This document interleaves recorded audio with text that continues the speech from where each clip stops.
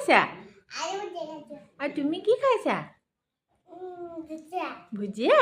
তোমাৰ নামটো কি হৈছিলে মুনা প্ৰণামী প্ৰণামী তোমাৰ নামটো কি হৈছিলে আৰু তোমাৰ মাৰ নামটো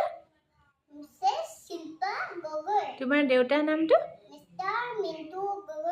তোমাৰ পাপাৰ নামটো কি কোৱাচোন অনন্ত মাৰ নামটো গীতিমণি তোমাৰ আইতাৰ নামটো কি লৈবা